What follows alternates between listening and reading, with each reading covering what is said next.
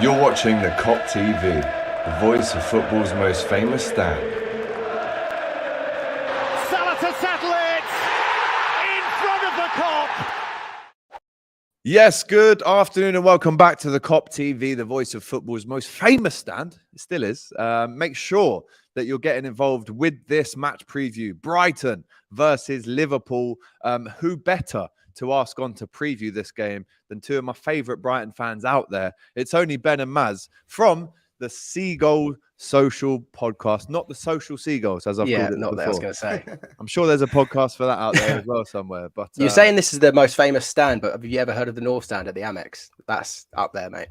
if I haven't heard of it already, no, massive We're known shout for out our to great Maz atmosphere, and Ben. surely. No, you listen, mate, I'm bowing down to Brighton at the minute because, as you can see, the title of this video, and it's a little bit of a joke from Tammy's fan cam back in, was it October we played you? Beginning of October.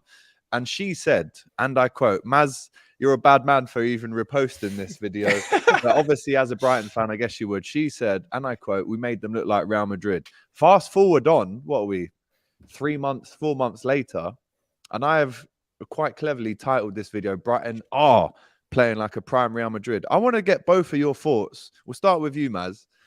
You must be buzzing to be a Brighton fan right now. What a beautiful time it is to be a fan of this team. I mean, compared to some years ago, comparing that to now, I just want to know how. Look, she's already in the comments. Don't quote me on that. Bad time. I did quote you on that. That's what you said.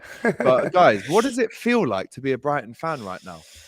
Yeah, I mean, just going. I know Ben attended these games as well. Like back in the League One days when we were playing with Dean at a sports track. I mean, going from that to having and literally our stands being propped up by like what are they called, Ben? The buildings, like whatever. Oh, scaffolding. Scaffolding. That's it. Yeah, literally, our stands were made out of scaffolding. That's how bleak times were back then. And we had schools doing their sports days during the matches as well. It's mad. Exactly. So it was nuts. Going from that to what we're doing now, even the other day against Arsenal, seeing us play top of the league and arguably potentially getting a draw. I know it was 4-2 in the end, but we potentially could have scored a couple of more goals.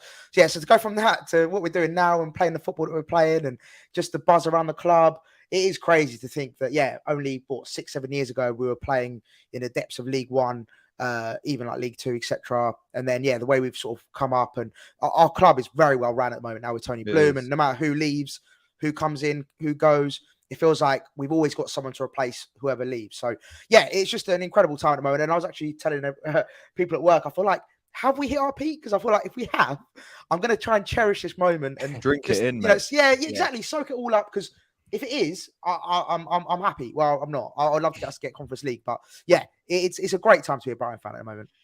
And Ben, like all the clubs that look at Brighton and say, do you know what? We'll have the scouts, we'll have the manager, we'll have the best players. How do you feel that almost every 6 months you've almost got to rebuild? Because I think that's a compliment, but it's also a bit shit when they just take all your best people at the club. So I guess my question is, what is your reaction to everyone wanting to get a piece of Brighton, whether that's Caicedo, McAllister, Trossard, the manager, the scouting team? You guys are the go-to people right now. I just can't really explain it. Maybe you can do it. It's that with the Southampton that you got Liverpool used to rate. Basically. It feels like that.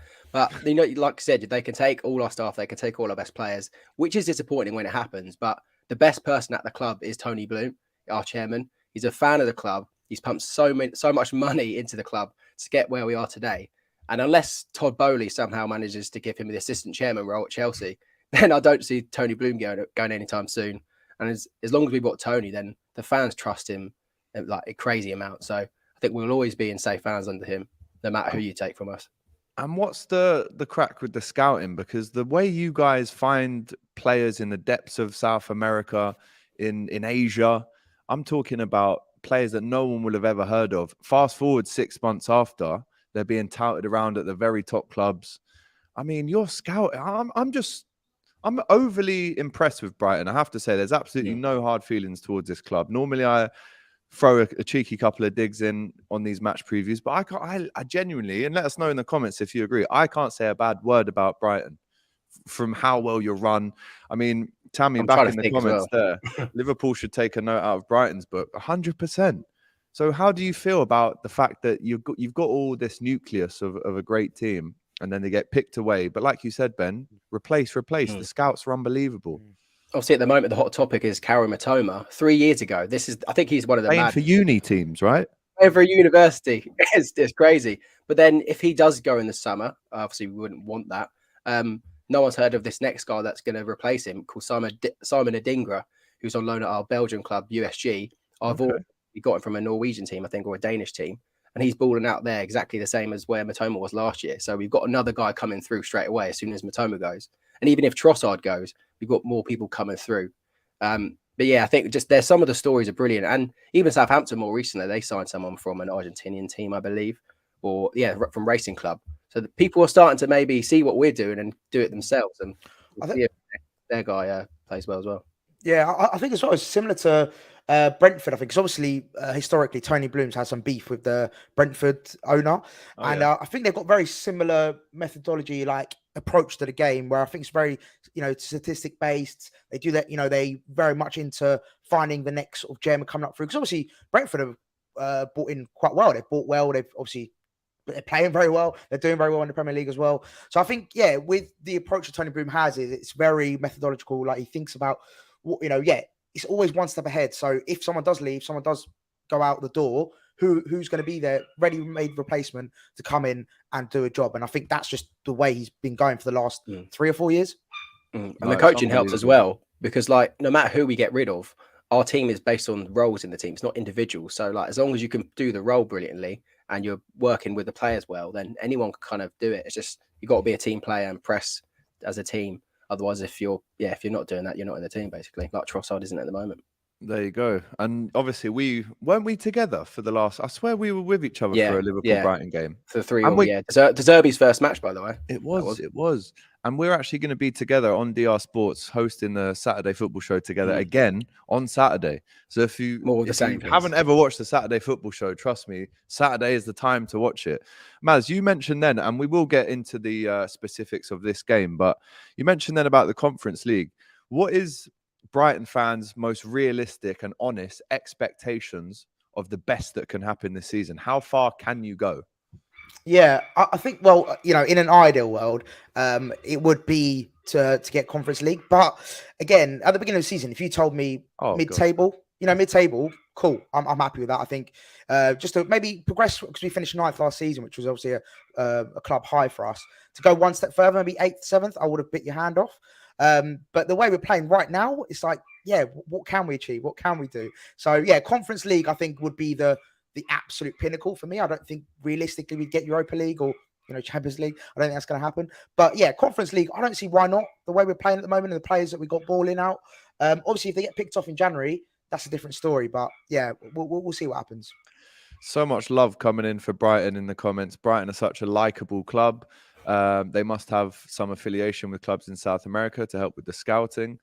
They have some very skillful players. And Brighton rings around everyone. A lot of Liverpool fans showing you guys a lot of love. Let's talk a little bit about the man that's mentioned here. I mean, both of them actually. McAllister, fresh from winning the World Cup, letting kids at the training ground touch the medal, have pictures. I love that. Love it all. But Caicedo, boys, talk to me about this fella, because as you know, we've been doing transfer news. We've been doing roundups about who we can buy. This man's name is right at the top of that list, if not the top, considering who we can buy in January. But am I right in thinking he's on $3,500 a week? He came in. It might be a little bit more. It might be a little bit more. I think that's fake news. Yeah, okay. I think he's on about 25, maybe. Or okay, no, 15. Yeah, I think it's 15. Like so, something. Yeah, it's not 3.5. I don't think. But Liverpool fans want to buy him. So can you do a little synopsis for us about if we were to buy him? And obviously, you guys don't want to sell him. I understand your position, but what does he bring to you, basically? Can we take his mess? Yeah, go on, Ben. I think, he brings everything to the team. With him in the midfield, we are so much better. Like we missed against Arsenal, we missed him so much. And McAllister, of course. Billy Gilmore still did a really good job coming in. But when you've got Caicedo in the team, we're so much more confident and play the way we play. What we'll say to Liverpool fans that want him, and also Caicedo, and we've been saying it on the Cigar Social podcast recently, the grass isn't always greener. Yeah. Look at Basuma. Look at Cucurella. Facts. And sometimes it is about the team you're playing in, the coach you're under, and everything like that. And Moises Caicedo, maybe he has got the quality to play like he does at Brighton anywhere he goes, but there's still a question mark. Let's not forget, like, it was only the back end of last season where he kind of came into the team. At the beginning of last season, he was on loan at the bottom of the league Belgium club called Bereshut, and he wasn't. And then we had to recall him back in Jan, and then we started giving him game time. So, like, it's been a very quick rise to the top. But I have confidence that he probably can do it if he goes to Liverpool, or if he goes anywhere else. And I think as well with Liverpool's midfield, as I'm sure you can attest to, is that it doesn't feel like the same midfield that you had, let's say, even a year ago or 2 years ago, in terms of just the pace in that midfield. It seems slower. It doesn't seem as as athletic anymore. Obviously, I think it's still a quality midfield trio. Obviously, Thiago, Fabinho, and who's it usually? Maybe Harvey Elliott, Henderson or Elliott. Yeah, Henderson. Yeah. But yeah, I just feel like with Caicedo, he brings something that it will just freshen up your team, and I think it will give you that impetus. Similar to, I know Jude Bellingham, you've been linked with as well. I think if you were to get a Bellingham or a Caicedo, you will see the levels just rise, and I think they'll give you, he'll do the work that no one else sort of wants to do. Caicedo, he doesn't stop running. He does the simple things right, and I think he will just make your team better. I know it sounds a younger stupid. pair of legs as well, isn't it? Yeah, exactly. Your central midfield he's getting on a bit, so he'll be the youngster in that midfield. But of course, he's going to be here for another 10 years, so we won't have to worry about that. Forget about it. Forget about it. Yeah, I mean, listen, you're totally right. Look, it's interesting to hear as well other people's opinions looking from the outside at Liverpool's midfield, because we're essentially asking the same three players minus Wijnaldum to do the same job that they did three or 4 years ago, and they're all 3 or 4 years younger. And we've gone from, I think, in 2018 to 2020, we were the highest pressing team, the most sprints and the distance covered. We were top for all of them. We now sit 14th in that table of presses, distance covered, and high speed runs. So, but Henderson shouts a lot, so it doesn't really matter. Who does? Right. Henderson shouts a lot, so it's all right there. Yeah. Well, listen, I'm a massive fan of Jordan Henderson. Always will be. And I think his role when Milner leaves in the summer, his role will be the James Milner kind of role, which you definitely need at a club. But looking at this game on Saturday, it's a 3:00 kickoff at the Amex, almost written in the stars for it to be a proper footballing occasion. 3:00 on a Saturday. That's what everyone says about those times of kickoffs. But going into this game, obviously very tasty from a Brighton point of view, but from Liverpool point of view, I can't even tell you what's happened in terms of the drop-off has been so visible. It's been so palpable when you're at the ground as well. How do you see this Liverpool team coming to the Amex on Saturday? Are you frightened of the likes of Cody Gakpo? Obviously, we know Nunez is an absolute chaos captain. We've still got Salah there, who loves a goal against Brighton as well. But what kind of Liverpool are you guys expecting to turn up on Saturday? I think with Liverpool at the moment, obviously losing 3-1 to Brentford and then drawing 2-2 against Wolves with arguably your best 11. Should have lost. Wolves, should have lost that game. And VAR sort of dug you out a little bit. I know this is going to sound stupid, but I actually am confident going into this game, and I never say that. Doesn't sound stupid, bro. But against historically a Liverpool side, when they come play any team in the last 3 to 4 years, you and Man City have been the best two sides in the country. So whenever you think about Liverpool, you think, right, I'm scared. That they're usually going forward and even defensively, you're going to cause a lot of problems. But now with the injuries of the likes of Diaz, Jota, Van Dijk, I just feel like, you're visibly weakened, and you're also not playing great at the moment. Like the buzz around the club will be non-existent. So I don't know. It's a great time to play, you guys. But then at the same time, and I said it on our podcast, it is the perfect time for you guys just to put a really good performance in and go and win the game 3-1, for example. So, it's a dangerous one. It's a double-edged sword where you think, oh yeah, in theory we should go into this confident, but then it's Liverpool and they can tear you apart if they want to. So yeah, it's a weird one for me. That's rounded up perfectly. That is. We love breaking ducks though, Brighton. We love it. So if there's a striker that hasn't scored for like 10 games, he'll score against us. Like Benteke, I think he went like 20 games without scoring for Palace, scored in like the 96th minute against us. It's just, that's what happens. And I said it on the Seagull Social, I feel like Darwin Nunez might just have that game where everyone goes, oh, okay, yeah, it's coming. That game is coming, by the way. It's coming. And that it could game be is us. Coming. Yeah, Nunez looks dangerous. Like, I know he gets a lot of banter and a lot of people sort of slating him and stuff, but the amount of positions he gets into. Lad Bible, Sport Bible. I don't do the socials anymore, mate. But no, I'm just there to tell him to do it. No, in all seriousness, I think he is.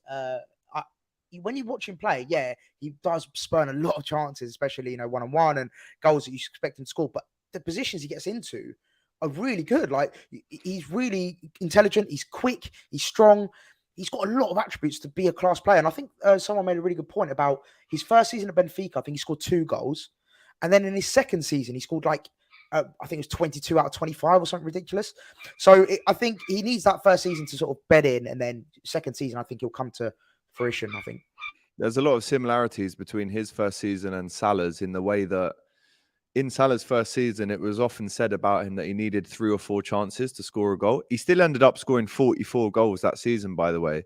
But if you look at the goals that he's already got, I think it's 10 in 23 games for Liverpool in all comps, which I think is the 6th quickest to get to 10 goals in our history. And that's just behind, I think, Owen, Sturridge, Fowler, Torres, and Salah. So he's up there. And he's actually missed 17 big chances in the Premier League this season, which is more than anyone. Let's just say, for instance, he scores 10 out of those 17. Let's say he's on 20 right now with 4 months to go.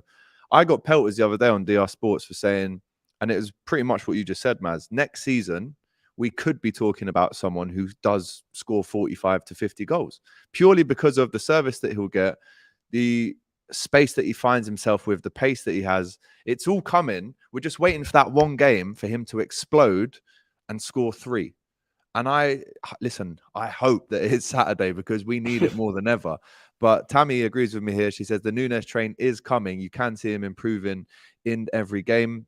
Levi Colwell has impressed me a lot at Brighton. Ashley saying, I'm a Liverpool fan sitting in the Brighton North Stand. Got a lot of love for Brighton. Such a well-run club. I'm going for 2-2.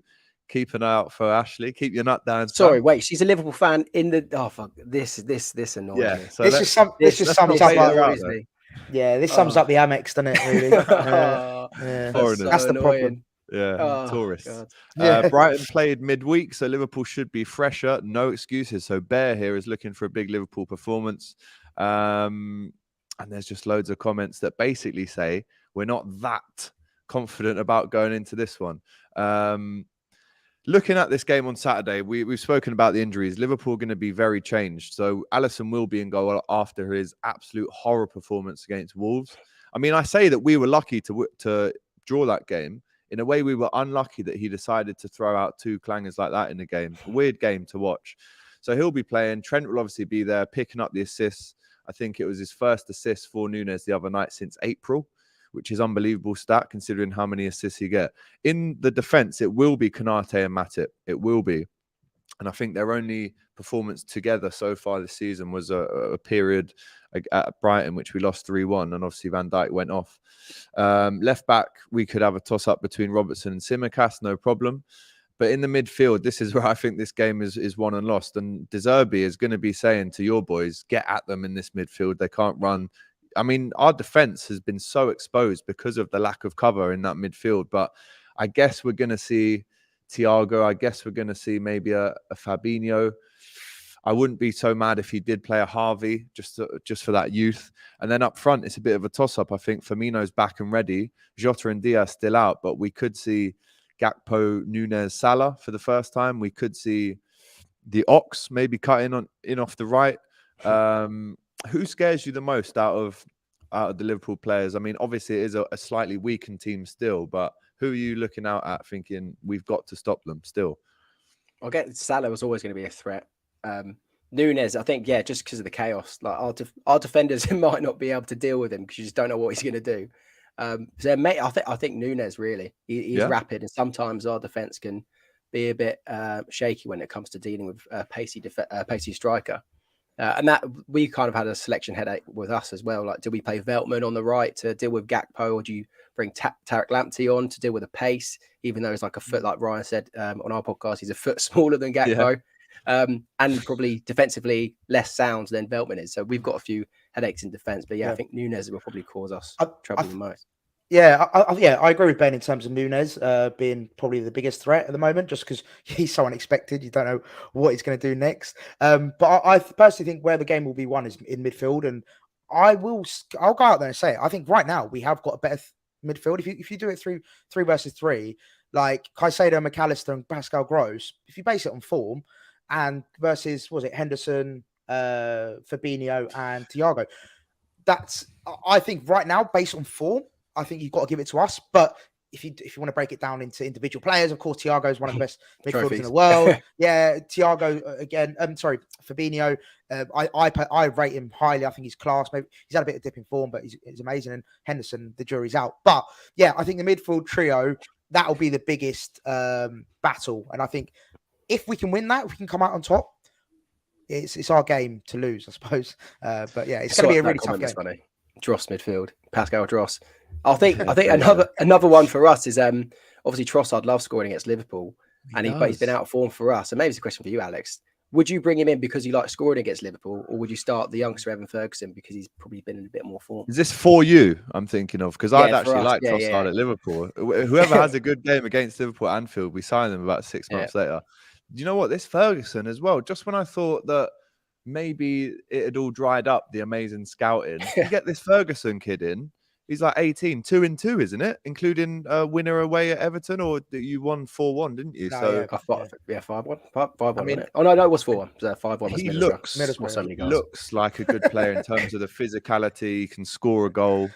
And then Trossard, I mean, a hat-trick against Liverpool at Anfield. I'm trying to think of, I think it was Arshavin, the last person that did that before Trossard, and I was so impressed with him. What happens to him now? Because he's another one, and you can tell me this way better than I can say it, but is there a situation at Brighton where the contract negotiations could be a little bit tighter in terms of you're actually, if he carries on playing well for Brighton, you're almost letting teams run at him, knowing that he's got no contract at the end of the season. What happens with him now? He's got one more year. So we can trigger like an extension trigger. Yeah, we can trigger one more year on his contract. So technically, he'll have till the end of next season. But your point still stands. It's like we want to cash out essentially. We want to try and make as much money on him as we can. And I think I'll be honest, and I haven't actually said it on our podcast yet, but I think that I wouldn't be too disheartened if we sold Trossard, to be honest. I know it sounds crazy, and probably a lot of Liverpool fans and big top 6 clubs are like, you're crazy. Why would you want to let go of arguably your best player? But I just feel like he's not that an age is a massive factor, but he's late 20s. He's only got a year left on his contract.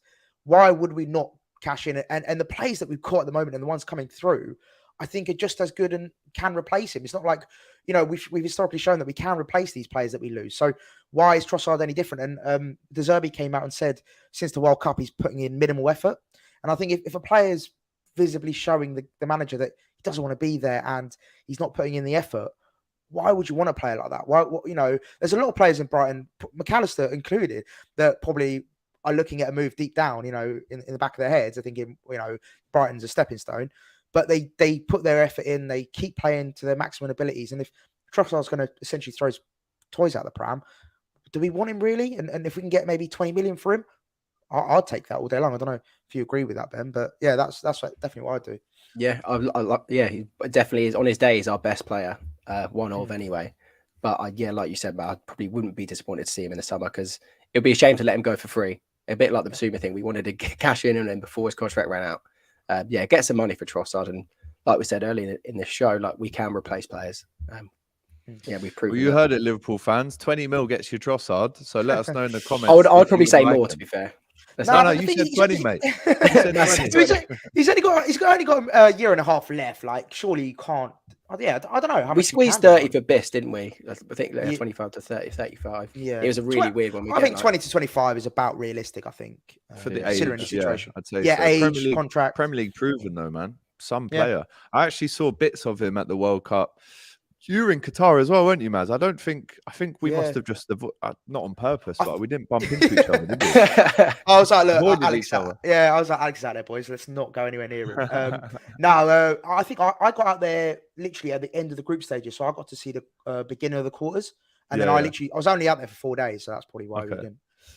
Yeah. passing across. What an experience, though. Eh? Oh. I mean, I've literally just got back into the office today, and I've seen Cecil for the first time in ages, Oh, sick. Turkish, Laurie, and everyone's saying the same thing, like, wow, what you guys did out there. And it feels like a dream that I even did what I did out there. I mean, how do you even top that? As you know, for a job, like you do that and you come back and you just like, oh, I've got to go to bloody talk about, you know, Wolves away now. Like, what?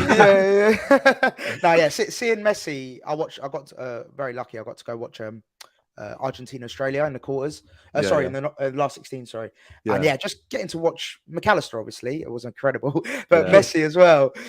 Watching Messi live and him scoring that goal as well was just mad. And like it's one of those pinch myself moments where you think, I get paid to do this for work. Like it's mental, it is mad. It's mad. So I'm very, very blessed and very grateful. But it was sick. No, we're very, very lucky. Speaking about McAllister, didn't he score a hat-trick against United? Or not? Maybe not a hat-trick. I think he scored 2 and then one was disallowed last season. That was Leicester. Yeah. Leicester. He scored in that game. That was one of the all-time great Premier League performances. Like some of the goals and he scored in that game was unbelievable. No one really thought one was unbelievable. The disallowed one was like that could go up there as one of the best Premier League goals of all time. The way he strike that for a wee man as well. His dad used to play with Maradona. He's now playing with Messi. What was you must have been over the moon to see him come back to Brighton with that winner's medal, everyone giving him a round of applause. And that's what makes people like Brighton even more, if I'm honest, like from the outside. It was amazing. Messi commented on our Instagram video, which is the biggest thing that's ever happened to Brighton Albion Football Club. He commented, he done a clapping emoji for us. It was nuts. It was great. But it was a very, very proud moment for all the fans. Like even just Ben White when in the Euros when he was called up to that, like, that was a really proud moment. I got the English name on. So that actually to have a World Cup winner a couple of years later is it's incredible. Like 11 years ago, 12 years ago, we would never have dreamt to be in the position where we are today. So we've got to be grateful. And I think it's great as well, just to show I think that showed to McAllister that we care about him, and he's been very vocal in the press about how much he loves the club and how much we've helped him. And I think that just shows, hopefully, he'll show some loyalty. I know Potter said the same thing, and a few other players in the past they've just jumped ship within a couple of weeks. But hopefully, him being very publicly affectionate towards Brighton and praising us for basically essentially making his career, to be fair, for sure. Getting him to where he is now. So he's very grateful and he's very appreciative of Brighton, and he hopefully will show that loyalty back to us. And maybe, he signed a big contract extension before the World Cup, and hopefully, if he were to go, hopefully he'll make it easy for us. Like he'll still put his effort in whilst contract negotiations are going on. Hopefully we'll get a massive fee for him. And I think he's been a great servant to us if he does leave, whenever it may be. But it's just, I think it showed the class of both the club and the player as well. No, I totally agree. And I think, again, it just reinforces the fact that if people were to have a second team or a team that they liked watching the style of, for me, it's Brighton right now. Like I watch Brighton, even if Liverpool aren't playing against them. And I think it's a massive credit to, like you said, Tony Bloom. Big up to Graham Potter, who's kind of put you on the map, I guess, in many ways. What did you think about him, or what do you think about him not doing so well now at Chelsea as well? I can see man smiling there. So nah. Do you know what? I'm not bitter towards him. Like at the end of the day, who wouldn't take a pay rise, go to a bigger club, play Champions League football? There was a lot of pros, to move on, and I completely get it. I don't, have any bitter feelings towards him. For me, it was just the timing of it and how it was conducted. Obviously, it was done within, I think, a couple of days. And I felt like he had a project going, and the way we were playing, I think we just beaten Leicester 5-2, and he just goes and leaves and goes to Chelsea. And it just, it was a bit of a dagger to the heart, essentially, because you think, he could be the guy to potentially take us on our best run ever. And, what could have been was the question marks around it. So when he left, it was a bit thing, but it's nice to see him not doing as well. But I think he will give him another season. He'll be fine. It's just, Chelsea fans are quite reactionary, and you don't really get another season though at Chelsea, and he must have known this at the start, right? This is a new Chelsea, though, isn't it? Under Todd Bowley, very, very new. But I think it was a blessing in disguise. And I completely agree with what Maz said. No bitterness, but it's kind of funny seeing him do bad. He got a new haircut and it's all gone downhill. It's like stick to your roots, pal. But it's a blessing in disguise. We've got De Zerbi now, and he's taken us to a new level, which we never thought we could achieve. Potter said that when we weren't scoring goals, he said that's football, but De Zerbi's now getting like 17 goals out of us in 6 games or whatever, which is unheard of for us. So we're hitting a new level. Yeah, I think De Zerbi, man. Yeah, that I was about to say. I think that's the biggest thing is like people accredited our performances solely to Potter. There's no credit to the club. There's no credit to the players. It was all Potter. Potter. He's the guy who's done all this. He's trying. Don't get me wrong. He did transform us. He did take us to another level that we were never on before. But the credit, he only went to him. Whereas now you've got De Zerbi in. Okay, where's Potter now? All the credit's going to the players now, really, isn't it? And De Zerbi as well. Yeah, exactly. So it's just funny how everyone was just so focused and scoped Potter, but didn't really give credit to anyone else involved. And I suppose now it's shown that it isn't just Potter, and De Zerbi's a fantastic coach, and the players are amazing as well. So yeah. No, listen, big up to him. There's actually a lad, very big part of the channel, Mario, right? Whenever he's on, people in the comments go, "Isn't that De Zerbi, the Brighton manager?" I wanted to get your opinion on it now. I'm going to get a picture of him up now. Yeah, I want your thoughts, right? Because as I've said, the amount of people, even in the podcast the other day, someone said he looks like De Zerbi. He said he's basically an Italian Scouser, so his accent's mad, right? But this is him, yeah? That's him with a very angry face. Do you think that looks like him? A little bit, yeah, it does. Yeah. Go back to Italy. He's Italian. Yeah, he does. It's a good shout, to be fair. I think, that picture there, that is De Zerbi. That's the one, is it? That's De Zerbi if he didn't manage Brighton or play football. That would be De Zerbi on Saturday, though. No. No, have you got one of him like fist? Have you got one of him fist pumping? That would be him. There you go. Yeah. Just down from that picture. There you go. There's one there. Bash. That'll be him on Saturday, mate. Oh, Saturday. yeah, Good shout that. No, listen, we love Mario, and a lot of people have said he looks like De Zerbi. I think it was his first game, wasn't it, for Brighton, that 3-3? Yeah. Unbelievable. Shout out to him. Right, obviously, all Liverpool fans want and need to win this game. The further we keep slipping away, the further the fans get engaged with the team. But let's get into a score prediction. I want to get your guys' score prediction first, and then obviously we can come back to this, Ben, can't we, on Saturday when the goals start flying in. I'm sure I'm not even going to say anything that can put me out here. So I want to get you on it first. I want your score prediction, and then I'll slide in after. So you're setting us up, yeah? Setting you up, mate. Okay. I'll go. Well, on our show, I said 2-2, and then our co-host Ryan kind of persuaded me to say a win just for the positive vibes. But I think I'll stick to the 2-2 draw. I'm going to stick to that. So that would be rubbish for us. Such a cop out, that is. Sitting on the fence there, man. Yeah. Split 2-1. It's a cop out. 2-1 Brighton, mate. Let's go, baby. Yeah, 2-1 Brighton. I'm confident going into this one. Why not? Let's, if I was you, I'd be saying the same thing. So I can't be mad. No, but do you know what it is with top 6 teams? You always expect the worst. You're like, okay, like historically, yeah, they're better than us, they're bigger than us, they should be going out. It's that whole top 6 confidence, isn't it? Like we should be beating teams like Brighton. So I just want to. I think that's what Tammy said. Yeah, teams like Brighton. Yeah, that's like our thing. It's like our Brighton and them, man. Yeah, Brighton and them, man, and teams like Brighton is a very commonly used phrase. Teams like Brighton, which is very disrespectful to us. It is, really. Hopefully we can dispel that myth and hopefully get that 2-1 win. And I'm going to go goal scorers. I'm going to give goal scorers as well. I'm going to go Salah for Liverpool, and then 2 goals, one from Big Mac and another one from Matoma. Let's go. Oh, good players, mate. Very good players. So a lot of Liverpool fans have criticised the fact that we concede first in games a lot now. I think this season it's a ridiculous number that we've conceded first. Are you saying that Liverpool score first and you come from behind? Nah. We'll you score first. We'll score first. Then you'll get the equaliser, and then we'll score the winner. And then Big Mac gets his medal out. And, yeah. Ben, what's your score prediction?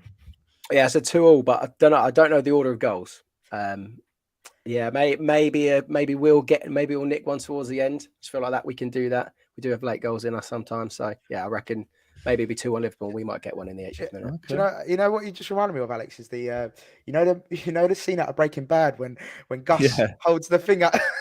it's just Mac doing that to Henderson. I'm gonna get him. Doing his laugh like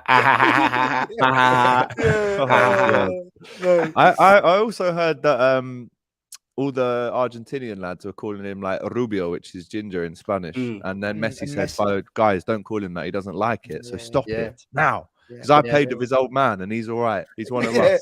He's one of us. Yeah, He's One all of right. Yeah, us. that was crazy. That was a huge moment for us. Just the fact that we had some sort of interaction between the players. I think that was when McAllister was just getting integrated into the first team squad. So yeah, that was so cool to see Messi put his arm around McAllister. Yeah. I like that. Gakpo will hit one. Just watch, says Bear. Ooh. Another person here going for a Gakpo goal. Big up MKH. Smash the likes and subscribe. Now it's time for my score prediction. I mean, I would be silly, really, to go for a...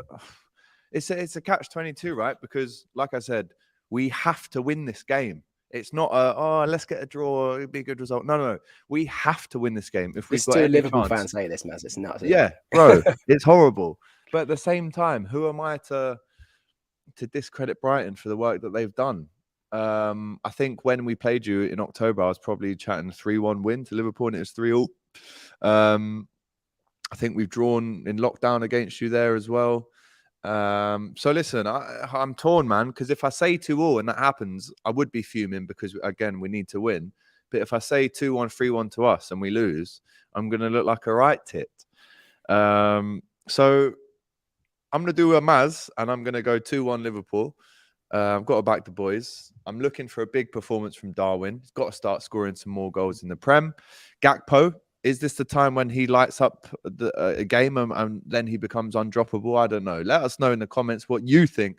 Massive shout out to the firm. I believe I'm coming on your podcast as well after. Yes. Yeah, that'd be great. Yeah. Wicked.